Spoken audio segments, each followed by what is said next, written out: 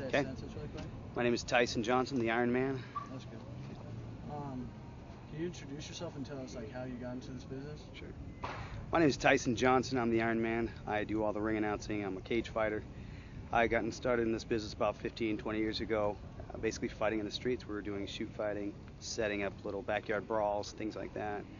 I got involved with King of the Cage through Terry Trebilcock Jr. and Ted Williams. We had to fight schools up in Victorville, California, as well as Rancho Cucamonga. Terry and I have known each other for about 16 years, Ted and I for about 11 years. And when they were putting it all together, I was right there from day one. And we made something great happen. What was it like starting up a new company? This was like before UFC, I'm assuming? Or? It wasn't before UFC. I started fighting way back when the UFC was first starting out. I think a lot of guys were shoot fighters and things like that before you even knew about the UFC. But when they came out, they really blew the sport up. And then back in 1999 is when King of the Cage and Gladiator Challenge was born. What's your favorite aspects of the business, and what are all the different things that you do? Because you do a lot of different things. I do. I train at fight school. I'm the head of ring announcer for King of the Cage and Gladiator Challenge, as well as being a fighter. I've been fighting for about 15 years. I did a lot of shoot fighting, a lot of club fighting, and then I started with King of the Cage and Gladiator Challenge. My favorite aspect probably is a little bit of both announcing as well as fighting, because they both have their own excitements. With fighting, people are going to see me for 5 or 10 minutes, maybe 15. Ring announcing, people see me all day long. I mean, I'm here, I'm the show. I'm the host, the personality that keeps the show going.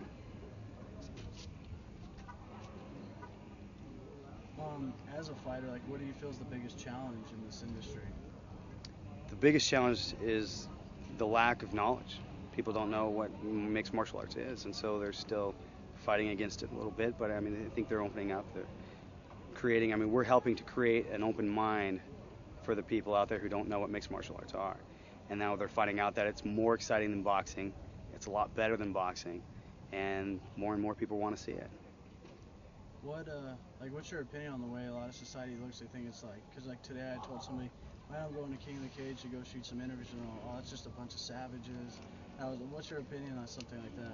You have top trained athletes right here in mixed martial arts. You have professional boxers leaving boxing to come into mixed martial arts.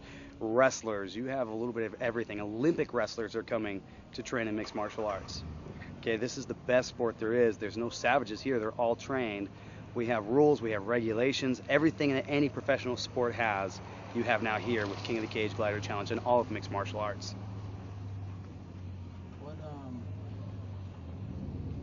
Set this car apart really quick. Some of that audio. Just before I ask you more questions, what questions would you feel would be good for me to ask you in a documentary? How you got involved, of course.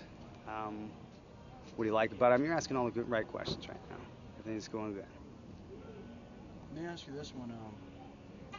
Like boxers get paid like multi-millions of dollars, and these guys are having a little bit more of a vicious fight than a boxer would go through to an extent.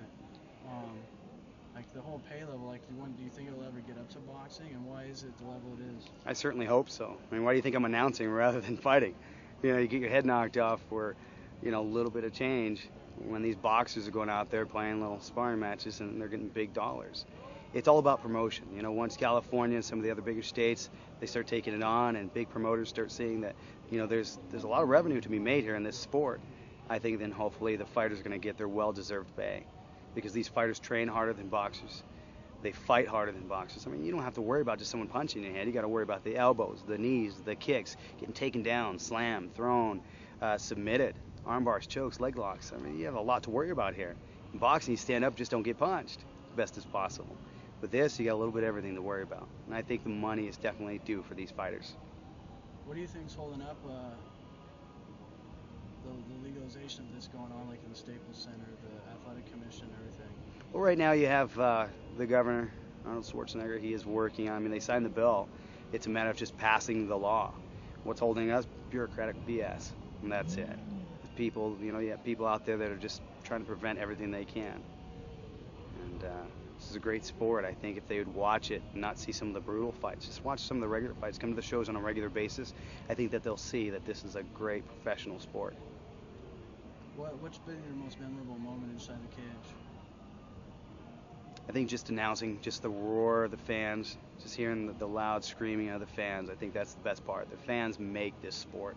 The fighters are in here, but they get seen 5-10 minutes at a time. The fans are there the whole way through, and if you have a good, loud crowd, you have some fans that are really excited about this. Not much troublemakers, because that's a misconception you have, a bunch of brawling people here, but there's not.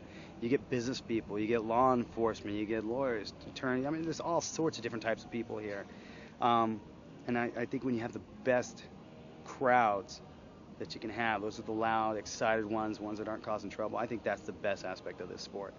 Definitely the fans. Do you ever, boxing, I think, has a union for boxers? Do you think there'll ever be a union for fighters, or should there ever be a union? It's something that I'm working on right now, as a matter of fact. I'm working with a few other people. We're looking into how to have a fighters union. That way they're, could, hopefully better the fighting situation. We're looking into it right now, doing research. If it's going to be good for the fighters, we'll do something like that. If not, then everything's fine the way it is. Think you guys would join up with a bigger union? We're working on. We're looking into it. We're not sure how it would work out yet.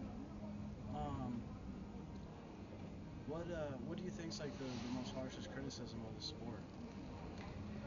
The harshest criticism right now of the sport is just the fact of the people thinking this is cockfighting.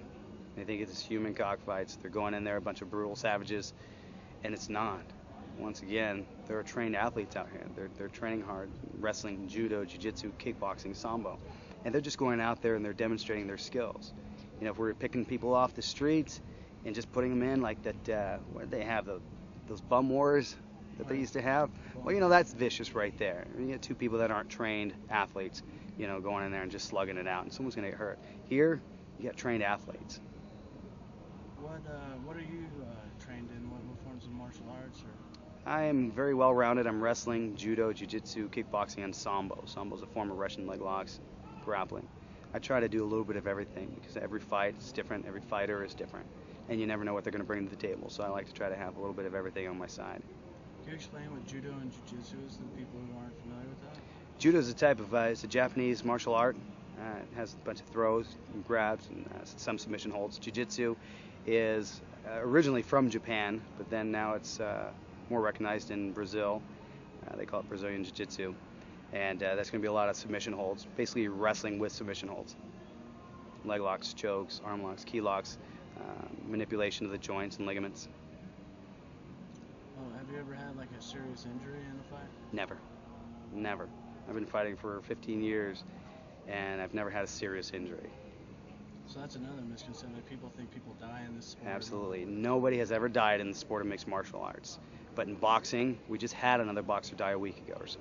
Yeah. And that's the thing you gotta look at. I mean, boxing, you have two guys punching each other in the head for 10 rounds.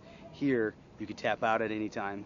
You can get knocked out with one punch rather than 100 punches, so on and so forth. This is a lot safer than boxing, even though the fights are a lot more advanced, I'd have to say. Do you think of anything else I should ask you about? No, it sounds pretty good. I think we covered everything because we got the money thing in there, and that was an excellent thing. I think we covered it all. People and what they think about it. I think more people should come watch mixed martial arts.